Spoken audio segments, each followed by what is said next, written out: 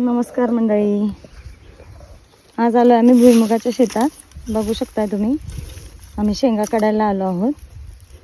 यंदा आमची पेरणी लांबल्यामुळे शेंगा आमच्या थोड्या लेट आलेल्या आहेत. दुबई ट्रिपला गेल्या असल्यामुळे माझे शेंगा पण घालायच्या राहिल्या शेतात, तर थोडा लेट झाला. पण बघू शकताय तुम्ही, थोडा लेट पण खूप चांगलं पीक आलेलं आहे आमचं. लेट असल्यामुळे आम्ही सगळ्यांच्या शेवट काढतोय शेंगा. तर बघू शकताय तुम्ही कशा पद्धतीने शेंगा येतात. नॉर्मली आपण डीमार्टमध्ये वगैरे जाऊन, सुपर मार्केटमध्ये जाऊन आपण शेंगा विकत घेतो, तर आपल्याला माहिती नाही की आपण कशा शेंगा शेतात पिकवतो. बघू शकताय थोडं घट्ट झाल्यामुळे जमीन हे आमचे सासरे बुवा खांडून काढत आहेत. आमची जनावरं देखील आहेत, बैलं आहेत, पण ती बैलं थोडी व्यवस्थित चालत नाही आहेत अवताला, म्हणून आम्ही लोक खांडूनच काढायला लागले. हा आमचा डॉगी, हा देखील इथे मदतीला आलेला आहे. जुली, मध्यंतरी 10-15 दिवस माझा ब्लॉग आलेला नव्हता, कारण आमच्या नंदेचे मिस्टर एक्सपायर झाल्यामुळे मी ते करू शकले नाही. माझा मुलगा देखील आलेला आहे शाळेतून, बघू शकताय. आम्ही जेवण वगैरे सर्व आणलेलं आहे. जेवण वगैरे घेऊन आलो आहे. माझी मुलगी देखील मला हेल्प करते. बघू शकता, ती खुरपं घेऊन टोपी घालून मला हे सर्व वेल तिने जमा करून दिलेले आहेत. ते सर्व तोडून मी बुट्टी भरून शेंगा काढलेल्या आहेत. फक्त भारतात देखील नाही, भारताच्या बाहेर देखील माझे ब्लॉग बघितले जातात आपल्या यूट्यूब चॅनलचं. तर म्हणून मी दाखवत आहे. माझी मैत्रीण दुबईला आहे, सौदीला आहे, तर तिला देखील कळायला हवं की शेंगा कशा पद्धतीने शेतात पिकवल्या जातात. त्यासाठी हा ब्लॉग केलेला आहे. खूप जणांना शेतीविषयी काही माहीत नसते, त्यामुळे मी शेतीविषयक माहिती थोडी देण्याचा तुम्हाला प्रयत्न करीत आहे. चला तर मग असेच माझे ब्लॉग बघत राहा आणि तुम्हाला माझ्या शेतीविषयी काही कामं असतील ते दाखवत जाईन. Stay tune. हे आहे JBL, माझी म्युझिक सिस्टम, माझे साथीदार. या मध्यंतरीच्या दिवसात माझा खूप घसा देखील बसलेला आहे. माझा आवाज तुम्हाला नीट येत नसेल तर मी हा मास्क यूज करते, कारण जमिनीची माती, धूळ नाकातोंडात जाऊ नये याच्यासाठी. बघू शकता शेत आमचं.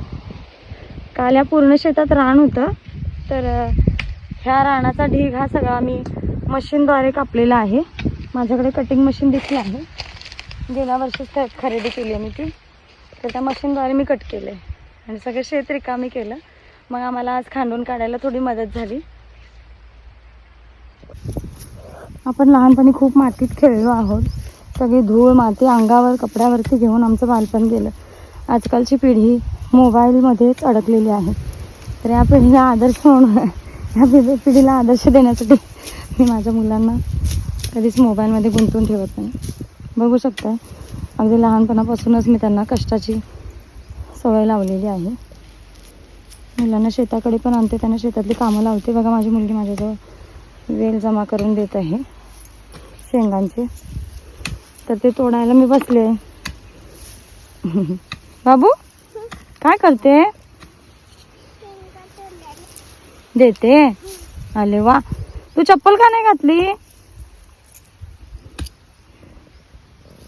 चप्पल देखील तिने काढून ठेवलेले आहेत. चप्पल न घातल्यामुळे काय होते, मातीशी आपल्या पायाचा संपर्क येतोय. डॉक्टर आता हल्ली सांगतात की रिकाम्या पायाने फिरा, सकाळी फिरा. आपल्या पूर्वजांनी आय थिंक तेच केलेलं आहे पूर्वीपासून. त्यांना बिचारांना चप्पल ही कधी माहितीच नव्हती, तर आता डॉक्टर आपल्याला पैसे घेऊन तो सल्ला देतात. फुकटचे सल्ले हल्ली कोणी ऐकत नाही, हे यावरून मला लक्षात आलं. आमची मम्मी शेंगा तोडले. आता तुम्ही नको, तुम्ही खोदा. आमचे बापू काय करायले सांगू? खोदाल्यात. तर बघू शकता तुम्ही, भुईमुगाच्या वेलांचा मी ढीग मारलेला आहे इथं.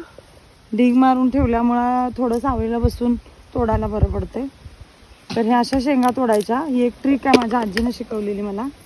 हा असा वेल असतोय भुईमुगाचा, असा घ्यायचा आणि हा असा एकदम सगळ्या शेंगा अशा तोडायच्या. बघू शकताय तुम्ही, एकदा तोडल्यावर किती शेंगा तुटून आल्या, बाकी थोड्याच राहतात. या अशा काही शेतीच्या कामातल्या ट्रिक आणि टिप्स माझ्या आजीने मला शिकवलेले आहेत. हे आमच्या शेतातील भले मोठे सागवांचे झाड आहे, बघू शकतो.